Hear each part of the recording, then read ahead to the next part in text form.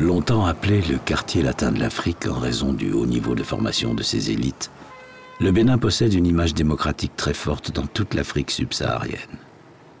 Il a la réputation d'être un des pionniers du multipartisme africain. Pourtant, ce pays, autrefois appelé Dahomey, devint une puissance dominante grâce à une triste épopée, celle de la traite des esclaves. C'est de cet ancien royaume que démarra cet odieux marché, car à cette époque, le Dahomey jouait un rôle d'intermédiaire avec les comptoirs européens de la côte.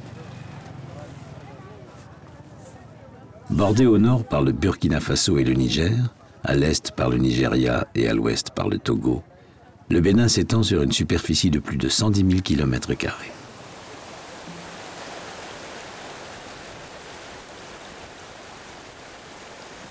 Et même si les villes sont assez présentes au Bénin, les traditions ancestrales se perpétuent dans les campagnes, particulièrement au nord-ouest, à proximité de la chaîne de l'Atakora, celle qui déploie son bataillon de montagnes potelées et de collines abruptes. Dans ce lieu où la nature est encore prédominante, dans cet endroit où l'homme se sent toujours petit et dépassé, une multitude de villages traditionnels affichent encore aujourd'hui leurs différences. Des différences principalement culturelles, car avec une population de plus de 7,5 millions d'habitants, le Bénin abrite en son sein plus de 40 ethnies différentes. Et ces énormes différences culturelles se rejoignent pourtant sur un point, celui d'une application respectueuse de leurs lois ancestrales propres.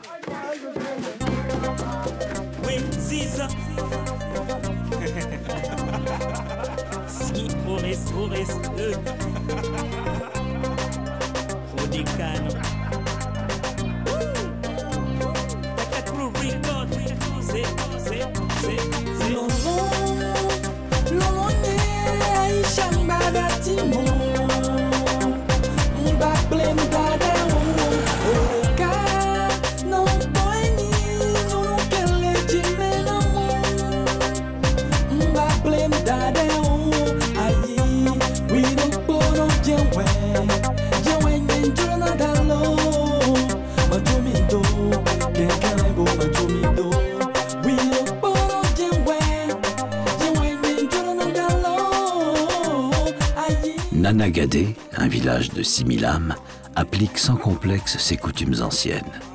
Pourtant, et nous le verrons plus tard, certaines de ces lois peuvent avoir des conséquences que nous, occidentaux, considérons comme peu supportables. Quoi qu'il en soit, les havres de vie que sont ces villages reculés ne respirent que par l'esprit des traditions qui conditionnent depuis toujours leurs us et coutumes.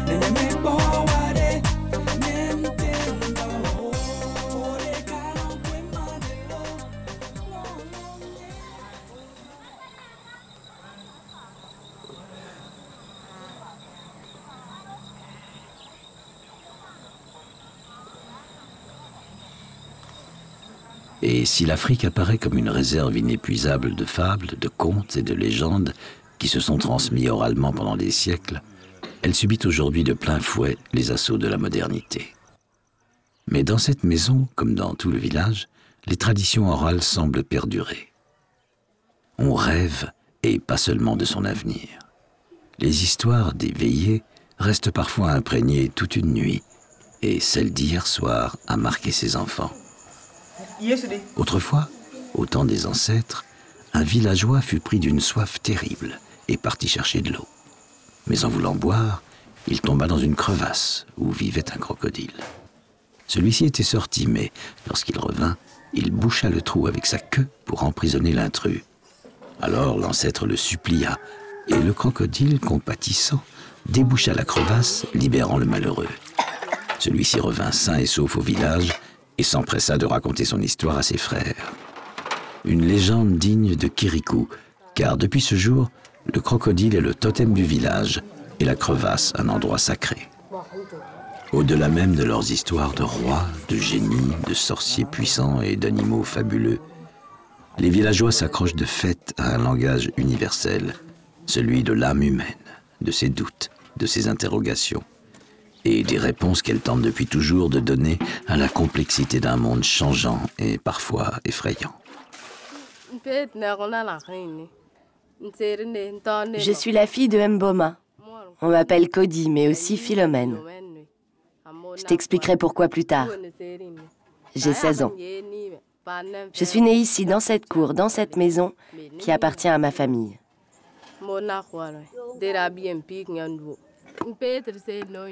Mon père est polygame.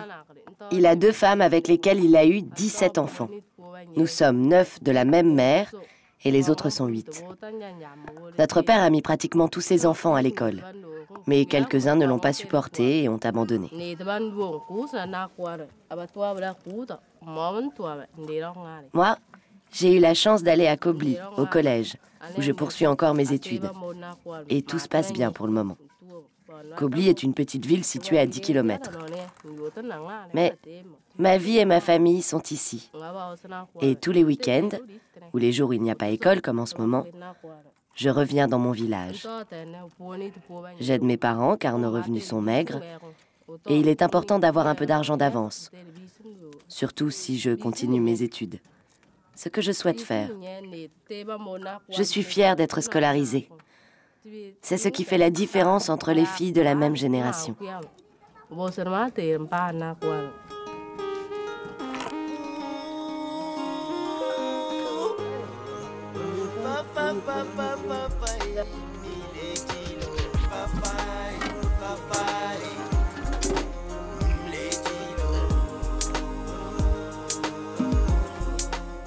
L'école est d'une importance évidente, surtout en ces lieux reculés.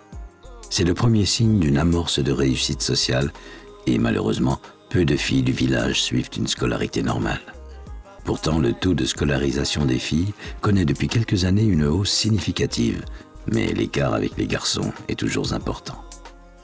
De plus, au niveau des départements, il n'y a pas d'équilibre, ce qui se traduit par une grande disparité de fait entre un nord très rural et un sud assez bien modernisé.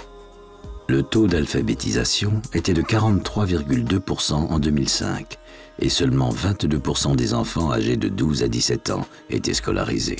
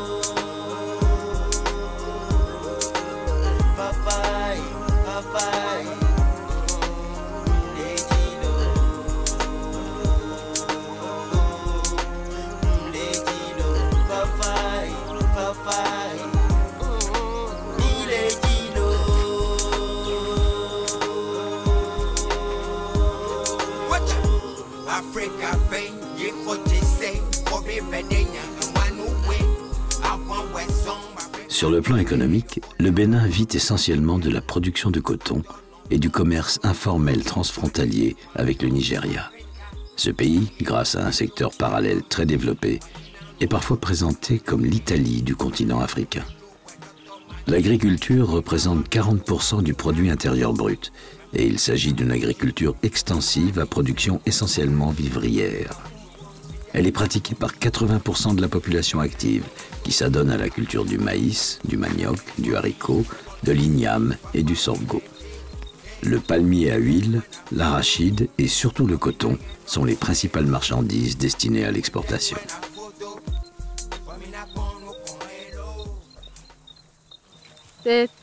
Je suis la fille d'un cultivateur. Nous sommes sur un des champs de mon père, où aujourd'hui ma sœur, ma mère et moi, nous cueillons des haricots blancs. Nous avons aussi d'autres cultures telles que le maïs, le sorgho, le petit mil, l'igname et le soja. Mon père possède également des champs de coton, et c'est cette seule culture qui nous rapporte de l'argent frais.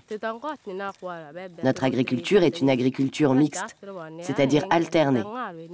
Chaque année, nous changeons nos plantations. Nous avons aussi quelques bêtes, des bœufs, des moutons, des chèvres et des volailles, c'est-à-dire des pintades, canards et poules. Moi, je suis toujours heureuse quand je suis avec les membres de ma famille. Mais je reconnais aussi que l'école est un bienfait. Si je n'y allais pas, je serais certainement échangée.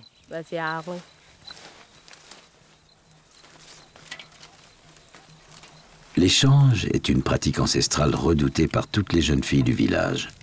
Mais c'est un sujet sur lequel Cody et sa jeune sœur reviendront plus tard. Pour l'heure, et comme chaque matin, le travail des champs, essentiellement réservé aux femmes, est plus qu'une obligation, c'est une activité que l'on peut considérer comme vitale. En effet, pour l'ensemble des familles du village, il n'y a nulle autre source de revenus.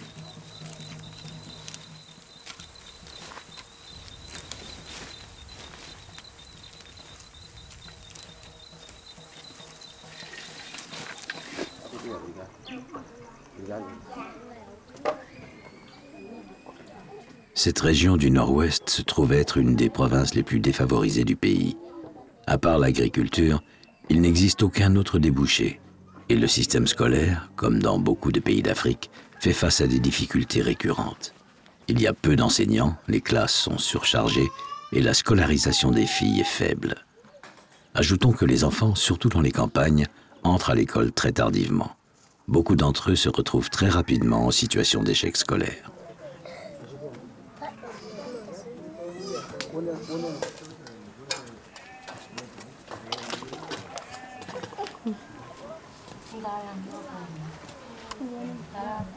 Chege, la petite sœur de Cody, a entamé comme son aînée une scolarité normale. Elle est en CE1 et malgré la surcharge des classes, tout semble parfaitement bien se passer.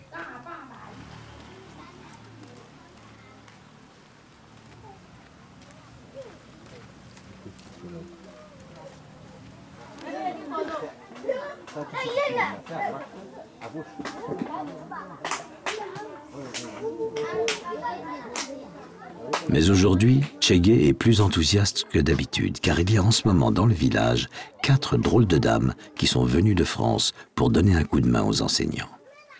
Elles sont arrivées sous le couvert de l'association Planète Urgence, dont le concept est de faire partir lors de leur congé des volontaires anonymes qui souhaitent sur une période de 15 jours prendre pied dans l'humanitaire. Leur présence à Nanagadé va permettre de pérenniser une nouvelle mission, les écoles mobiles de brousse. Et au-dessus des eaux, qu'est-ce qui nous permettait de pouvoir bouger et d'être fort comme ça? Aidés d'un 4x4 équipé d'une bibliothèque, de kits éducatifs et d'une structure de toile modulaire ou tente-école, cette action humanitaire permet de pénétrer les villages les plus reculés. Je m'appelle Adeline et je suis responsable publicité dans une enseigne de supermarché. Donc j'ai eu l'occasion de faire plusieurs voyages et en fait j'ai souvent été frustrée de pas être davantage en contact avec la population, de pas être active et surtout de pas me sentir utile face à des situations dans les pays du Sud de pauvreté ou des situations un peu difficiles. Et donc je me suis dit que les prochaines vacances, il fallait que je trouve quelque chose où j'arrive à me sentir un peu plus utile. Donc j'ai cherché et j'ai trouvé avec l'association Planète Urgence qui propose donc des missions de 15 jours sur notre temps de vacances et notamment de soutien scolaire et où là j'ai vraiment trouvé ce que je voulais faire et où je me sens vraiment utile. Et j'ai eu la chance que mon entreprise participe au financement de la mission. Il n'est pas question de se substituer aux enseignants locaux, mais d'apporter une aide en matière de soutien scolaire. Ce n'est pas une solution miracle, mais seulement un processus d'amorce éducative. Beaucoup de ces enfants ont des difficultés à lire et à écrire le français, alors que c'est encore la langue administrative du pays. Ces quelques bases apportées sur 15 jours vont déclencher non pas une remise à niveau, mais une dynamique qui facilitera la réintégration de ces enfants dans leurs classes respectives. Je suis en C2 et cela fait 3 ans que je vais ici à l'école. Mais c'est bien aussi que ces dames volontaires soient venues en France pour nous aider. Elles nous apprennent à lire et à écrire. Moi, je sais déjà, mais j'apprends un peu plus grâce à elles. J'aimerais bien travailler à l'école pour aller au collège, comme ma grande sœur Cody. Et puis peut-être aller encore plus haut qu'elle. Alors à ce moment-là, je pourrais peut-être devenir cadre dans mon pays. Pour les enfants de cette classe, la découverte est grande. Et ils sont tellement surpris qu'ils en oublient même parfois l'heure de la récréation. Ils sont vraiment très très attentifs. Ils écoutent tout ce que je dis, toutes les images que je peux leur montrer. Le corps, là, ils avaient jamais vu ça, donc ils sont vraiment tous éberlués de ce qu'on peut leur montrer. En plus, c'est un village où ils n'ont jamais vu, a priori, à part quelques-uns, ils n'ont jamais vu de blancs. Donc on est vraiment les premiers blancs à venir dans ce village. Donc ça, c'est la tête. Le plus gros problème des enseignants locaux est la surcharge. Ils sont 6 à Nana Gadé pour plus de 400 élèves. Cela ne se perçoit pas ici car nous sommes dans une classe de CM2 et un premier écrémage a déjà eu lieu. Malheureusement, comme dans toutes les écoles primaires de la région, la sélection se fait naturellement. Beaucoup d'enfants de petites classes sont laissés pour compte et renoncent de fait à une scolarisation normale. Au niveau de notre école, plus de 400 élèves, une classe de 98 élèves est confiée à un enseignant. Et lorsque tu prends ta classe en main, tu n'as pas les possibilités durant 1 heure de suivre tous les enfants. C'est des effectifs vraiment pléthoriques. En moyenne, un enseignant devait avoir de 25 à 45 au plus s'il a déjà trop fait. Quand on voit par exemple au niveau du CICP, où les enfants apprennent d'abord à lire, où les enfants commencent à rentrer en contact avec l'écrit, là, les cahiers d'activité, les cahiers ordinaires, le seul maître ne peut pas faire les préparations. Et après ça, écrit dans les cahiers ordinaires de 98 élèves et pouvoir faire et rendre correctement ce qu'on attend de lui. D'autant qu'en ce moment, 3 instituteurs seulement sur les 6 prévus sont présents à Nana Gadé. Les autres sont en attente de mutation. Alors il faut s'adapter et ce n'est pas toujours facile quand l'on doit enseigner à plus de 400 élèves.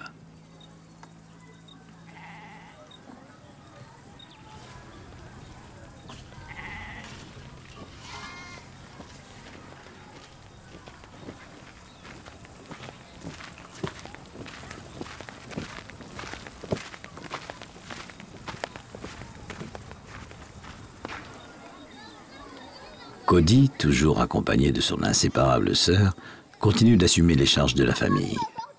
Comme partout dans ces contrées, l'eau est un bien précieux. Nous sortons tout juste de la saison des pluies et les nappes se sont naturellement réapprovisionnées. Pourtant, l'eau que l'on trouve dans les marigots n'est pas potable et ne sert la plupart du temps qu'à la lessive. Alors, plusieurs fois par jour, on se rend au puits. Pas toujours facile, car comme partout en Afrique, il n'y en a pas suffisamment, surtout dans les villages de l'importance de Nana Gadé, où la population dépasse les 6000 personnes. Comme dans tous les villages de la région, il y a à Nana Gadé une forte demande en eau potable. Mais il n'y a que 10 puits dans le village. Alors ma famille et moi, nous nous rendons souvent au marigot. C'est plus facile d'avoir de l'eau, même si elle n'est pas potable. Imagine, nous nous retrouvons parfois près de 600 autour d'un même puits. Et ne parlons pas de la période sèche de l'année, où là, il nous arrive de nous battre comme des bêtes sauvages pour remplir une simple bassine.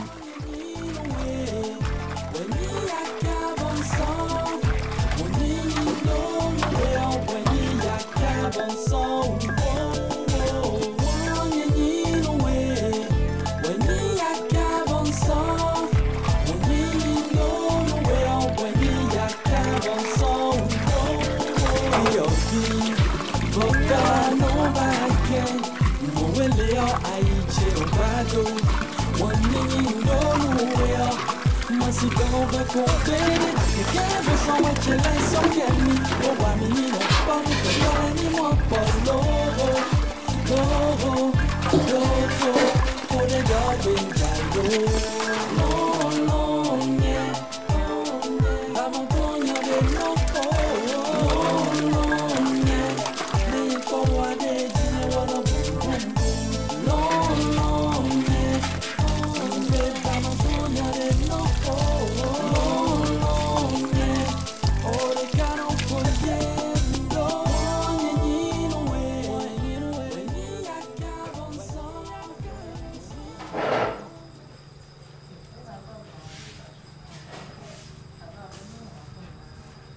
L'utilisation d'eau non potable entraîne bien sûr un certain nombre de maladies, et chaque village de la région est pourvu d'un dispensaire. Par contre, pas de médecin sur place, parfois peu de médicaments. Seul un infirmier major assure les consultations et une infirmière sage-femme les accouchements. Une situation qui fait naître certaines vocations. Là, tu vois, c'est le seul dispensaire qui existe dans le village. Certains soins sont payants et ce centre manque cruellement d'argent. Il y a aussi beaucoup d'accouchements. Pour l'instant, je ne suis qu'une simple élève, mais je veux travailler dur au collège pour obtenir un haut niveau et pouvoir me faire inscrire dans une école de sage-femme diplômée d'État. Alors je viendrai renforcer l'équipe en place, car il y a plusieurs naissances par jour. Toute vocation, toute aide ne peut être ici que très précieuse. Car dans tous les villages de la région, le système de santé est localement faible et malheureusement, comme partout en Afrique, les maladies très présentes. Les maladies fréquentes ici, en premier lieu, c'est le paludisme, avec ses conséquences comme l'anémie. Ensuite vient les infections aiguës, les infections respiratoires aiguës. Et ensuite, maintenant, l'anémie. Donc, c'est les principales maladies qu'on rencontre ici. La malnutrition aussi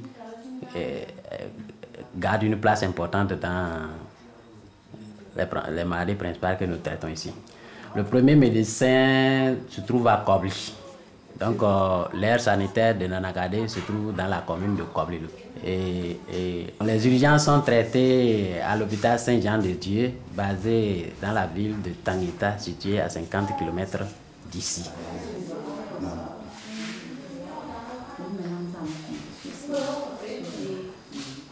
Cody veut être sage-femme et pour ce village, dans ce centre de santé, ce serait une aubaine, car il n'y en a pas.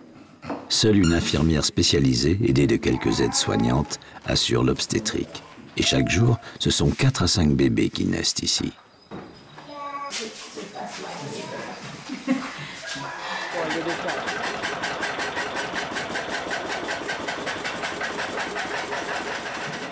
Les convictions de la jeune fille doivent être fortes, car pour l'heure, il n'est question d'accouchement que dans ses rêves.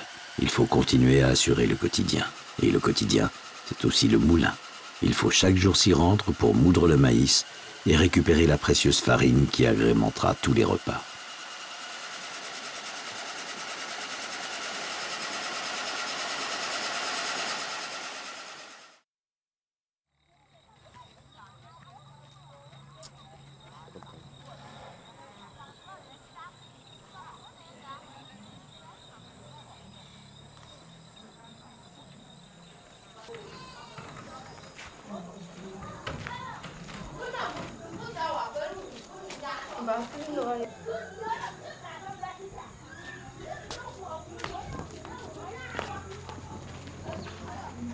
Il arrive assez souvent que nos jeunes héroïnes se rendent à la ville. Pour Cody, c'est presque une habitude car le collège se trouve à Kobli et ce parcours d'un peu plus de 10 km, elle le connaît bien pour l'avoir emprunté si souvent. Mais ici, pas ou peu de transport en commun, alors pas d'autre solution que de marcher.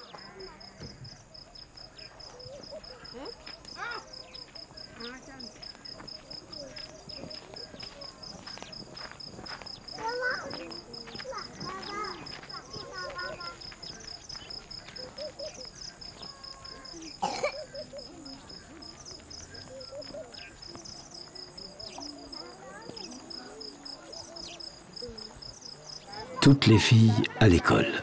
C'est le slogan que prône cet immense panneau qui trône comme par défi à l'entrée de la ville. L'idée est plus que généreuse, mais à part l'affichage, presque rien n'est fait. Les ONG sponsors se donnent bonne conscience, car même si l'État s'implique chaque jour un peu plus, peu de jeunes filles des villages environnants accèdent au secondaire. Et ce pays de plus de 7,5 millions d'habitants abrite une population jeune. Plus de la moitié des Béninois ont en effet moins de 20 ans.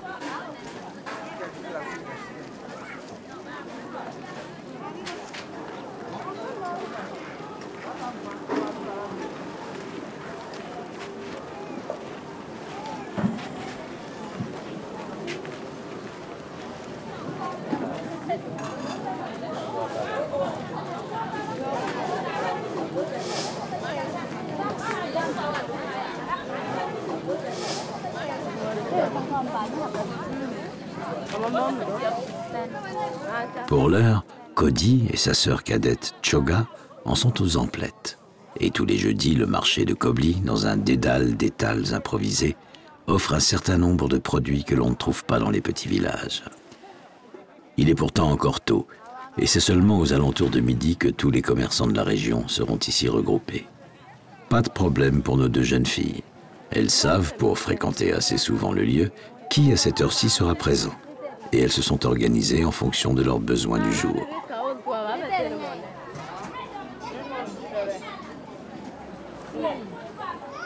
Sur ce marché, on arrive de partout à 50 km à la ronde, et même du Togo. Il faut dire que la frontière est toute proche. C'est une sorte d'hypermarché régional où l'on vient aussi pour se rencontrer, pour échanger, pour converser. Prendre des nouvelles de l'autre, celui qu'on n'a pas vu depuis longtemps, en donner aussi sur une famille, un collatéral. Bref, comme dans tous les marchés d'Afrique, il se passe beaucoup de choses en cet endroit.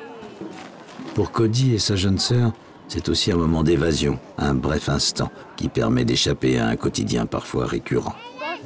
Une petite récréation qui apporte d'autres découvertes. Ma sœur et moi, nous quittons souvent notre village pour nous rendre à pied sur le marché de Kobli. On met environ 4 heures pour arriver jusqu'ici. Et c'est important car même s'il y a un marché à Nanagadé, il est bien moins achalandé que celui-ci. Et puis nous sommes heureuses de sortir du village. Surtout ma sœur, car elle découvre une autre vie, différente de celle de tous les jours. Elle n'est pas scolarisée, et c'est un véritable manque pour elle. Comme tu peux le voir, tous les voyages que j'ai faits, eh bien c'est grâce à l'école. Par exemple, j'ai vu la ville de Natitingou, et j'y ai passé quelques jours.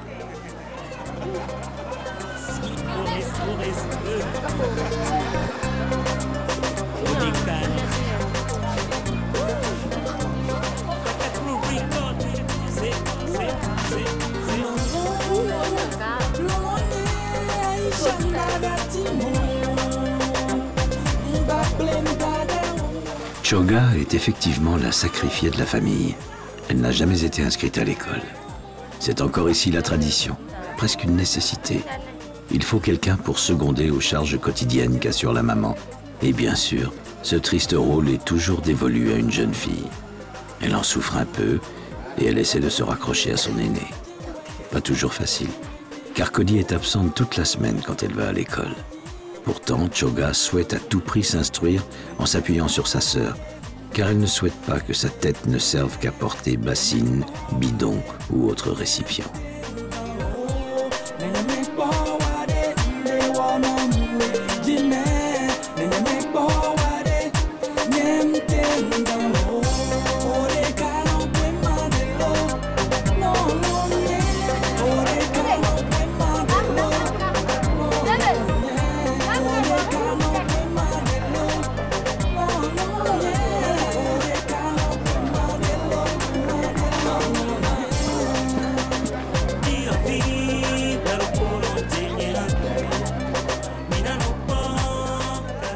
Beaucoup de passages sur ce marché.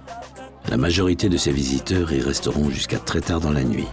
Après, il faudra rentrer et attendre jusqu'au prochain jeudi pour immuablement recommencer. Le marché est à l'Afrique ce que la fête foraine est à nos sociétés occidentales. Tout le monde veut y aller. Mais les raisons sont différentes. Ici, on dépasse le cadre futile de l'amusement.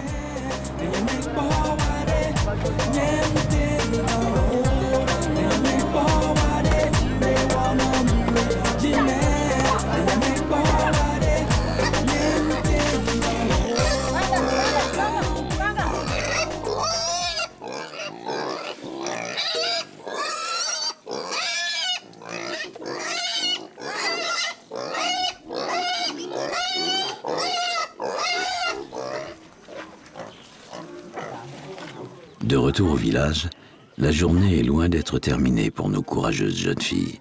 Il faut encore se rendre au marigot pour y laver quelques vêtements. Eh oui, point de répit en cette Afrique profonde, surtout quand on est femme. Les petits garçons de l'âge de Choga apprennent à jouer au football. Pour elle, c'est tout autre chose. Elle est depuis longtemps entrée dans ce processus de vie qui ne la destine qu'à être épouse et mère de famille.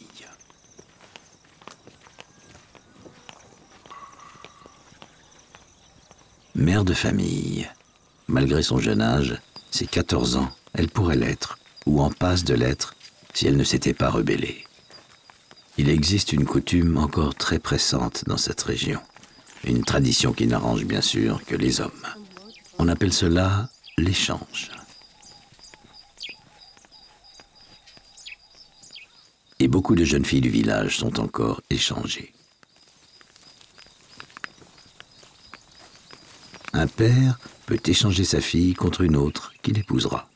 Un frère peut également échanger sa sœur. Difficile dans ces cas-là, surtout quand on ne va pas à l'école, de terminer son adolescence sans en avoir été victime.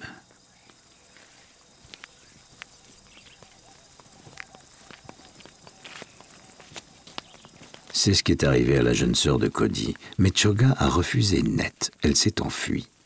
On l'a rattrapée, battue. On a essayé de la contraindre à nouveau, mais elle a réussi encore à se dérober. Elle s'est alors réfugiée à Kobli chez un cousin, un responsable administratif de la région, et c'est peut-être ce qui l'a sauvée. Enfin, pour cette fois, car elle a toujours cette crainte, celle d'être à nouveau échangée. Aucune loi ici ne la protège, et personne, sauf dans un cas extrême, ne s'opposera à un échange. Alors elle essaye de ne pas y penser. Mais comment peut-on, quand cette pratique courante est omniprésente ici? Chaque jour, chaque semaine, une jeune fille que l'on connaissait change de statut et se retrouve dans une autre maison. Cody, comme toutes celles qui ont eu la chance de s'instruire, souhaite que l'on abolisse cette tradition abjecte, mais ce souhait reste encore trop passif. Et puis, quel peut être le poids d'une jeune fille face à une coutume ancestrale, face aux hommes? On se rend souvent avec ma sœur Choga au marigot. Il n'y a pas de machine à laver dans le village. D'ailleurs, il n'y a même pas d'électricité. À la différence de Choga, j'ai eu moi la chance d'aller à l'école.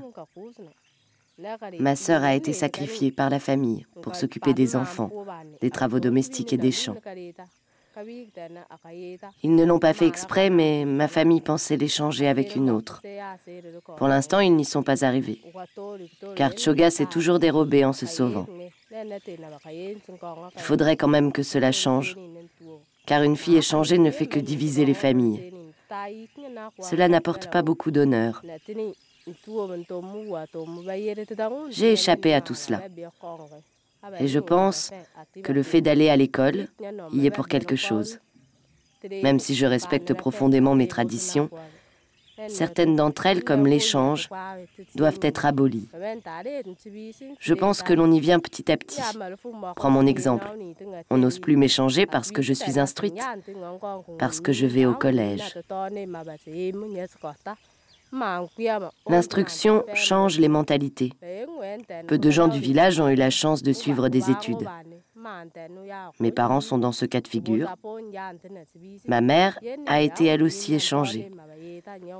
Et c'est seulement maintenant qu'elle commence à comprendre l'importance de l'école, de l'éducation, et surtout ce que peut en tirer une jeune fille comme moi pour notre famille.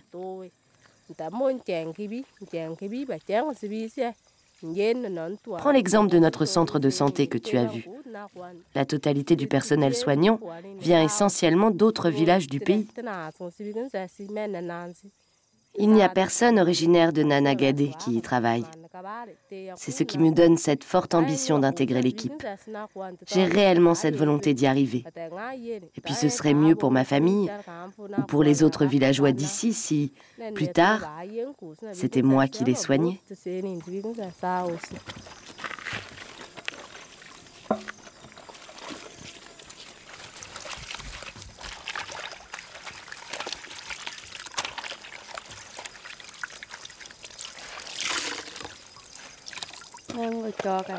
Je suis Choga, la petite sœur de Cody.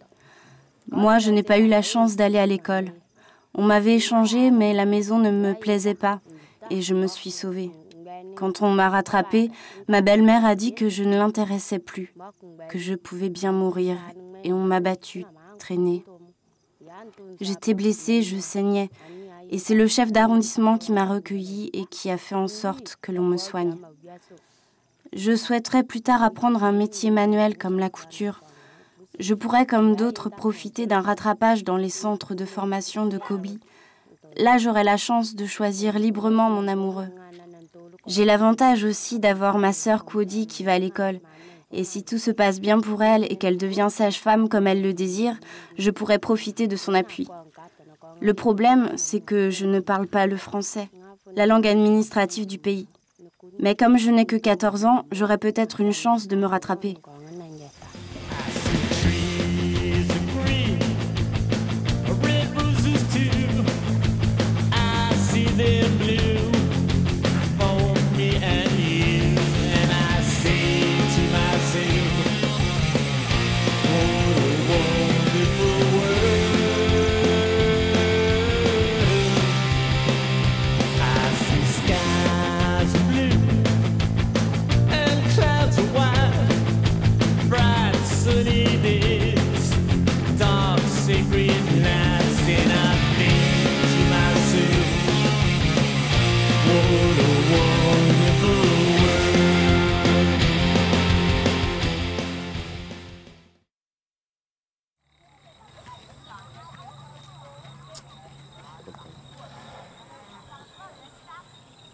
Aujourd'hui est un autre jour pour Cody.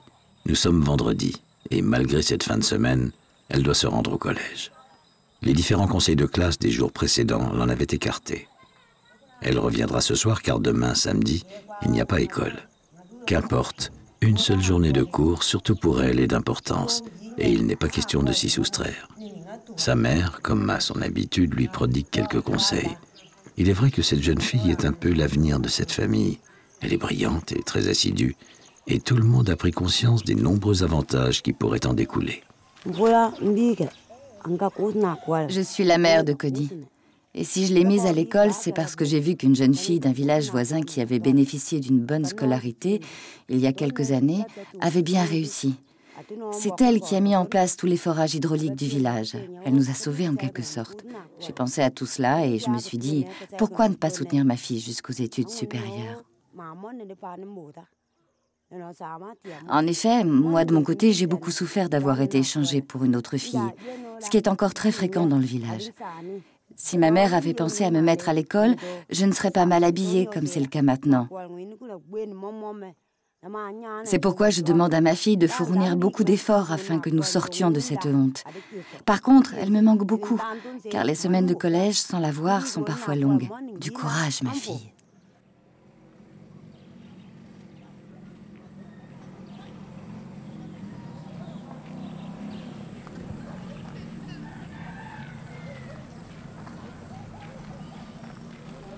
Kobli. C'est ici que Cody change de nom. Dans cette ville et au collège, on l'appelle Philomène. Comme beaucoup de jeunes villageoises et villageois qui entrent en secondaire, elle s'est retrouvée confrontée au problème de la religion. La grande majorité des Béninois sont catholiques et Cody a été obligé, pour des raisons difficiles à comprendre, de se convertir au catholicisme. Cody n'étant pas un nom très chrétien, elle a hérité de celui de Philomène lors de son baptême. Elle a eu quelques difficultés d'adaptation au début, mais c'était il y a 4 ans, lors de son entrée en 6e. Depuis, elle s'accommode sans aucun problème de ses 2 prénoms.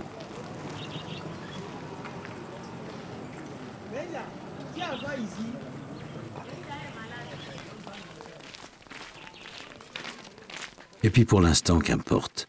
La seule chose qui la préoccupe sont ses études et les rêves secrets qui en découlent. Elle est la première de sa classe, rare pour une fille, et elle souhaite surtout prolonger cette aventure le plus longtemps possible. Quand je vais en classe à Kobli, je suis hébergée chez un oncle maternel. J'ai cours du lundi matin au vendredi soir. En fin de semaine ou les jours fériés, je reviens dans mon village à Nanagadé pour aider mes parents aux travaux domestiques et surtout au champ. Lorsque je suis entrée en 6e au collège de Kobli, nous étions nombreuses de mon village. Mais mes camarades, confrontés chaque année à des problèmes tels que la menace d'être échangés, la grossesse non désirée, le manque de soutien scolaire, ont dû abandonner. Nous ne sommes aujourd'hui plus que 2 filles de Nana Gadé en classe de 3e. Si le taux d'alphabétisation tourne autour des 40%, il n'y a guère qu'un adolescent sur 5 de 12 à 17 ans qui soit scolarisé. Et à peine une dizaine de milliers d'étudiants suivent des cours d'enseignement supérieur à l'Université nationale du Bénin, à Cotonou. Voici un test narratif qui présente une situation semblable. Tu es invité à le lire attentivement. Ici, déjà, lorsque les enfants sont déjà confrontés aux problèmes de moyens, au niveau du secondaire, là, bon, ça vraiment, on a... disons à peu près 20% ou bien 15% même arrivent à poursuivre les études supérieures. Parce que parmi ceux qui réussissent, bon, nous sommes en classe de 3e, si on prend l'exemple de la classe de 3e, même si, disons, 60% ont la chance d'avoir le BPC, on se demande combien sont en mesure de quitter Kobli pour aller poursuivre les cours en Apitengu. Donc ça pose de sérieux problèmes. Certains sont obligés de devenir des enseignants communautaires, par faute de moyens et à la bonne volonté. Donc, à peu près, on peut parler de 15 à 20% qui arrivent vraiment à quitter le CEG de Kobli pour poursuivre des cours ailleurs. Beaucoup abandonnent, complètement découragés, car entrer à l'université est un véritable parcours du combattant pour tous ces enfants. Peu d'encouragement familial aussi, car leurs parents ne comprennent pas toujours les bienfaits d'un enseignement supérieur.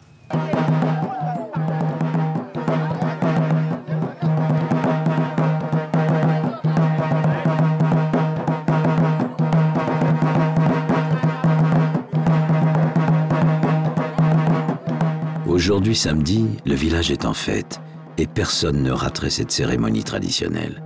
C'est un passage obligé, une initiation pratiquée dans tous les villages de la région et fortement respectée, quelle que soit l'ethnie. Certaines de ces jeunes filles qui dansent sont appelées à passer au cours de cette cérémonie de l'adolescence à l'âge adulte. En clair, elles pourront dès demain être épouses et mères de famille. Une métaphore, car cette cérémonie représente le système de défense de ces jeunes femmes vis-à-vis des hommes. Elles viennent en quelque sorte d'obtenir leur majorité. De ce fait, elles sont traditionnellement protégées et ne sont plus livrées, en dehors du mariage, aux convoitises extérieures. Depuis ma plus petite enfance, j'ai toujours assisté à cette initiation des jeunes filles en tant que spectatrice. C'est dans notre culture de faire cette initiation dès qu'une adolescente passe à l'âge adulte, que l'on considère aux alentours de 18 ans.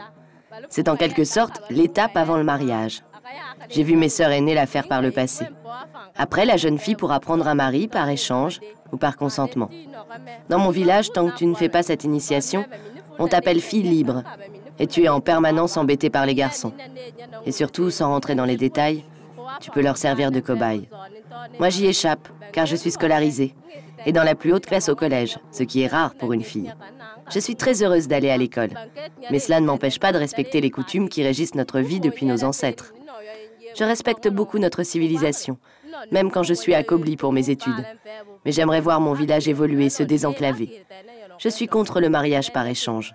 On n'a plus le droit aujourd'hui de forcer quelqu'un à se marier. Mais malheureusement, c'est encore très présent ici. Un exemple simple. Le chef du village, celui que nous voyons entériner cette cérémonie, vient de prendre comme nouvelle épouse une jeune fille de 15 ans. Il l'a échangée à une autre famille, contre sa propre fille. Difficile de concilier monde moderne tel que nous l'entendons et traditions ancestrales très ancrées. Certains prennent conscience qu'un changement doit s'effectuer, que bon nombre de lois passées doivent être abolies. Les nouvelles générations tendraient à l'amorcer, mais il est encore loin le jour où ces jeunes filles et ces femmes pourront jouir d'une liberté sans faille. Pourtant, par le passé, certaines femmes furent très respectées. En 1894, de farouches Amazones, une garde spéciale de guerrières attachées auprès des rois dès le XVIIe siècle, donna du fil à retordre aux colonisateurs. Ces anciennes chasseresses d'éléphants opposèrent une résistance acharnée à la France lors de la colonisation du Dahomey.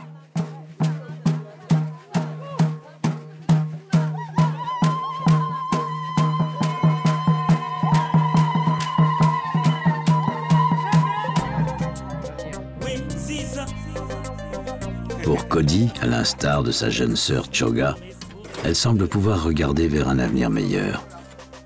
Elle est une des rares jeunes filles de ce village qui peut se permettre d'espérer se sortir du carcan oppressant des traditions.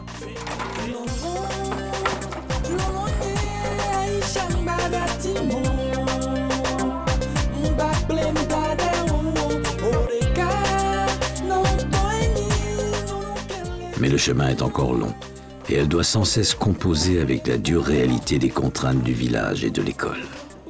Et puis sa vie à Kobli n'est pas non plus de tout repos. Elle est hébergée pendant sa semaine scolaire par un de ses oncles. Mais ce gîte et ce couvert sont loin d'être offerts.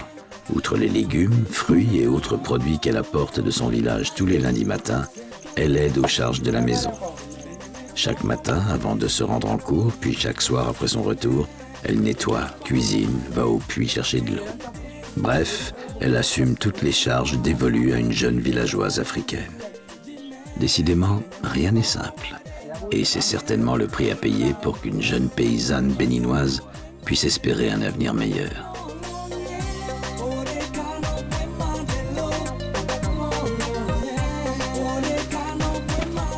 Cody s'y soumet sans trop d'état d'âme, mais elle doit trouver le temps pour ses devoirs et ses révisions, une fois son labeur ménager exécuté.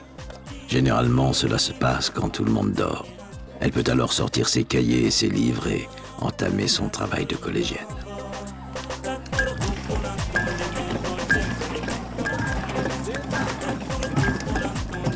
Cody sait que tous ses sacrifices valent la peine. Elle assume sans se plaindre, car l'année prochaine, si tout se passe bien, elle ira au lycée. Elle quittera son village, elle ira plus loin que Kobli, à Natitingou. Ses parents l'ont prévu financièrement, elle a cette chance. C'est à elle d'assurer le reste, que son niveau scolaire soit suffisant, ce qui est nettement le cas pour le moment.